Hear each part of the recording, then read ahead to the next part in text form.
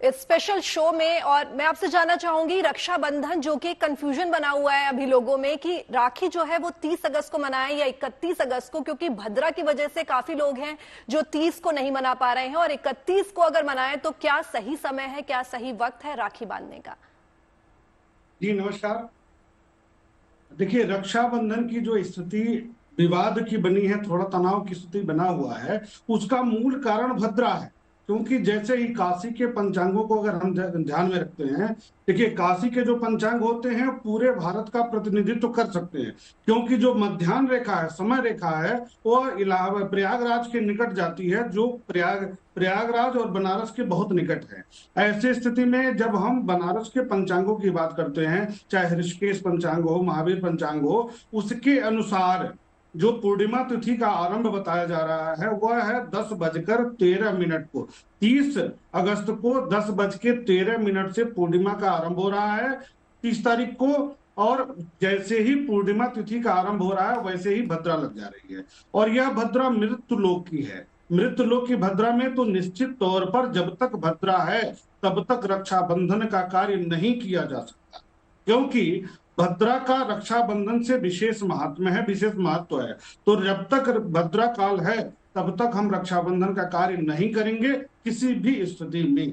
अब 8:57 रात तक भद्रा की स्थिति बनी हुई है। इस दिन पूर्णिमा तिथि में रात में 8:57 तक काशी के पंचांगों के अनुसार मैं बता रहा हूं। अब ऐसी स्थिति में 8:57 के बाद करते हैं तो रात में रक्षाबंधन के कार्य में थोड़ा सा अवॉइड किया जाता है, कोशिश किया जाता है कि सूर्योदय के समय रक्षा बंधन का कार्य किया जाए। ऐसी स्थिति में अगले दिन जो पूर्णिमा तिथि प्राप्त हो रही है तो वह 7:46 तक व्याप्त होगी। तो 7:46 तक होने से केवल 7 से 8 मिनट जो 2 घड़ी की बात हो रही है कि 2 घंटे 24 मिनट तक होना चाहिए, उसमें मात्र 4 से 5 मिनट का अंतर हो जा रहा है। इस कारण से अगर हम सुबह भी बांधते हैं तो कोई दोष नहीं लग रहा है, क्योंकि रात में उसके बाद भद्रा काल में हमें किसी भी कीमत पर लोग प्राय बचते हैं, भद्रा में तो बांधना ही नहीं है। तो ऐसी स्थिति में 31 तारीख की सुबह में यदि रक्षाबंधन का काम करते हैं तो बहुत बड़ा कोई दोष नहीं है काशी के पंचांगों के अनुसार। जी उसमें पंडित जी, ये स्पष्ट तो आपने रूप बताया से कि 31 तारीख की सुबह अगर हम राखी बांधते हैं तो कोई दोष नहीं है, लेकिन जो लोग ऑफिस जाते हैं और राखी पे तो छुट्टी भी नहीं होती है, तो जो लोग ऑफिस जा रहे हैं वो लोग राखी कब बांधे अगर वो सुबह नहीं बांध पा रहे हैं तो? देखिए, सुबह एक तो रात में दिक्कत ये होगी कि 8:57 के बाद 30 तारीख को बांधे, अथवा सुबह, क्योंकि जो भी ऑफिस वगैरह होता है 8 बजे के बाद होता है, तो 7:46 के पहले सुबह तो बांध सकते हैं। वो एक अच्छा मुहूर्त मिल रहा है, अच्छा समय भी मिल रहा है, उसमें 7:46 के पहले अगर बांध लें तो कोई दिक्कत वाली बात नहीं है। पंडित जी, मीडिया में कहाँ सुबह 8 बजे ऑफिस होता है, यहाँ तो सुबह 6 बजे ऑफिस पहुंचना पड़ता है। तो ऐसे में आप बताइए कि राखी जो हम बांधे वो किस समय पे बांधे, क्योंकि तो फिर तो फिर हमारे वही पास रात शाम का वाले ही टाइम बचता है कि हम शाम को ऑफिस से घर जाएं और उसके बाद हम राखी बांधे। तो 30 तक, तब उसके लिए तो 30 तारीख को 8:57 के बाद जब पूर्णिमा तिथि रहेगी उस समय आप रक्षाबंधन का कार्य 30 तारीख की रात में फिर कर सकते हैं। यही एक विकल्प है, क्योंकि पूर्णिमा तिथि 31 तारीख को 7:46 के बाद समाप्त हो जा रही है। तो पूर्णिमा प्रतिपदा तिथि में भी नहीं बांधा जाएगा। जब भी बांधा जाएगा तो पूर्णिमा तिथि में ही रक्षाबंधन का कार्य किया जाएगा। तो 30 तारीख को 8:57 के बाद से लेकर के अगले दिन सुबह 7:46 के बीच में रक्षाबंधन का कार्य किया जा सकता है। अपने समय के अनुसार आप कर सकते हैं, इसमें संदेह की बात नहीं। जी पंडित जी, एक और बात आपसे जानना चाहूंगी कि इस बार जो योग बन रहा है 700 साल के बाद, जो पंच योग है, इसके बारे में आप कुछ बताइए। पंच योग क्या है और 700 साल के बाद ये जो योग है ये बन रहा है राखी पे? देखिए, ग्रहों की स्थिति ये है कि जो बृहस्पति हैं, बृहस्पति राहु के साथ हैं। उसके बाद सूर्य स्वगृही स्वराशि में विद्यमान है। तो सूर्य स्वराशि में विद्यमान है तो अपने आप में एक बहुत सुंदर मुहूर्त बन जाता है, बुधादित्य योग का निर्माण हो रहा है।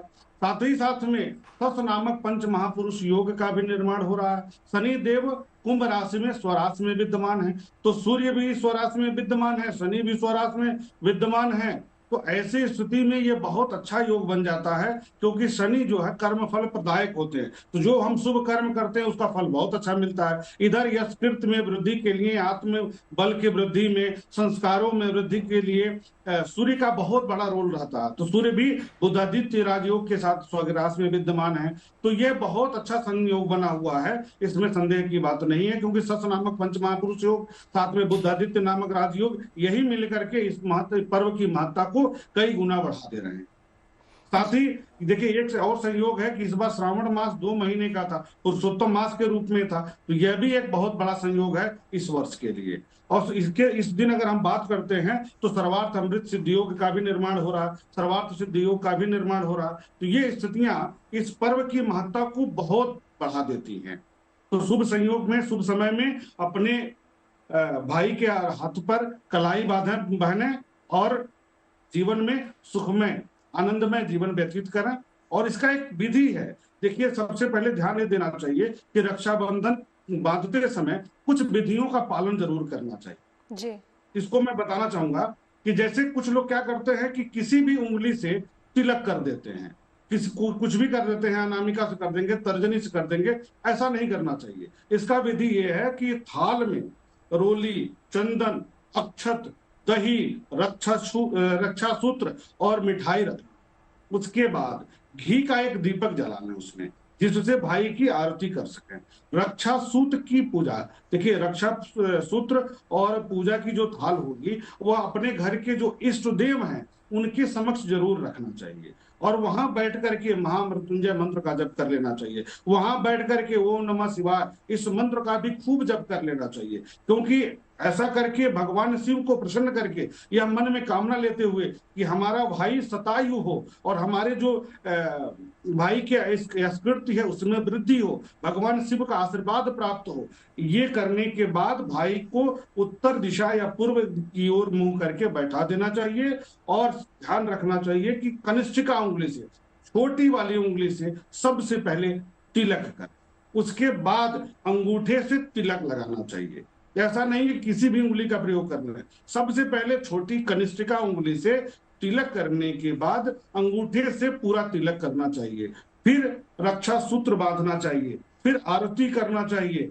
फिर ध्यान ये यहां रखना है कि दोनों का सिर खुला ना हो, सिर पर कुछ न कुछ रुमाल हो, तौलिया हो, कुछ रखा होना चाहिए, खुला नहीं होना चाहिए। आरती करने के बाद, मिठाई खिलाने के बाद आशीर्वाद देना चाहिए कि हमारा भाई शतायु हो, लंबी आयु वाला हो, यशकृत में वृद्धि हो और हमारा रक्षा कर सके। क्योंकि जब भाई स्वस्थ होगा, संपन्न होगा तो हमारी रक्षा कर पाएगा। उसके बाद दोनों लोग, भाई और बहन, माता पिता का आशीर्वाद जरूर लें, उनका पैर जरूर छुएं, इसका जरूर ध्यान रखें। क्योंकि रक्षा सूत्र बांधने के बाद सबसे पहला जो देवता घर का है, माता पिता है, उनका आशीर्वाद जरूर लेना चाहिए, क्योंकि उनके आशीर्वाद से ही सारी पूर्णता होगी। क्योंकि इसके बाद श्रावण मास का समापन भी हो जाएगा। तो सारे शुभ कार्यों में सबसे पहले माता पिता का पैर छूना चाहिए और बाद में भी इनके आशीर्वाद के साथ ही उसका समापन भी करना चाहिए।